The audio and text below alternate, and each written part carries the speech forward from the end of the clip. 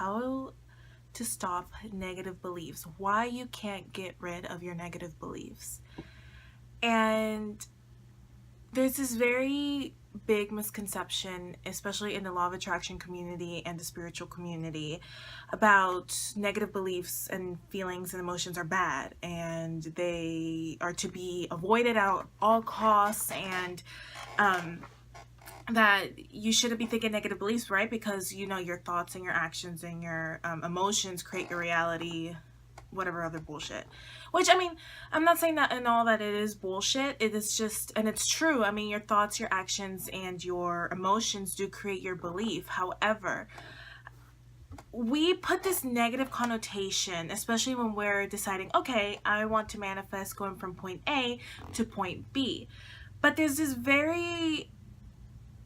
the in-between part that is not really discussed, that I really do want to clarify for everybody today, that the in-between of the resistance when you're evoking change or you're about to begin on change, there's your negative emotions and feelings, guys, is absolutely 100% normal.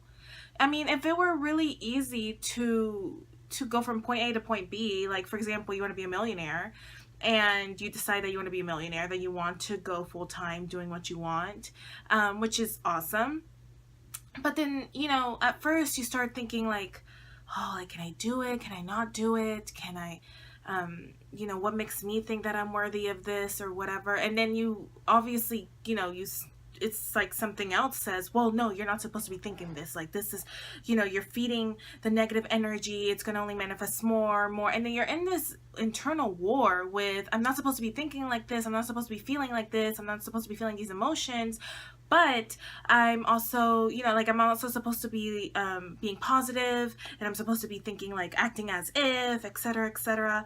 And then it's just this internal battle that just keeps going back and forth, and not a lot of that is and it amazes me how this isn't touched as much as it should. It's very, very, very underrated, but I honestly think it's probably the most important, crucial thing the idea that really needs to be touched on more, especially with not for nothing, but this law of attraction niche that's really, really getting big and big, and the self-help, especially the self-help. Gosh, I can talk for ages about how self-help is screwing us up, which I'll get into that later, I'm sure. Really, if you're experiencing blocks and manifesting and visualizing, like you're like, oh, okay, let me imagine myself, I'm a millionaire, I'm on a yacht with Bill Gates, and then you're just like, oh my gosh, like I'm supposed to be feeling like this, I'm supposed to be feeling like my six senses or my five senses on how it feels to be there, but I just can't. And then it's just this internal war, and then you're like, oh no, but now I'm saying that I can't feel, which is bringing it more and more into my life, and it's just an internal battle, an internal war. If you're experiencing blocks, if there's something that's just getting in the way, and you just like, I've tried to manifest this thing for years, for months, for days, whatever, and it's just not happening. I've tried acting as if, I've tried every visualization exercise, I've read every self-help book, I've read every spiritual book, I've fucking, I've written all my gratitude fucking lists every single fucking day, but I can't manifest this one thing. What is it about this one thing that I can't? What? I just want this. And then you start thinking that the universe is against you, that God is against you, and that it's not meant to be, and you're not meant to be happy, and then this feeling of self-worth comes into play. Guys, look, listen to me very, very, very clearly.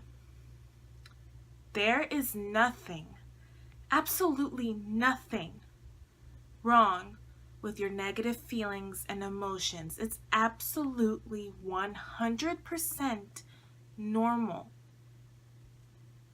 Listen to me again. Negative thoughts and feelings and emotions are serving you as a purpose, whether you want to believe it or not. I don't understand why, especially in the self-help and a lot of in the spirituality, they talk about focus on the next positive thought, focus on the next best feeling thought, etc.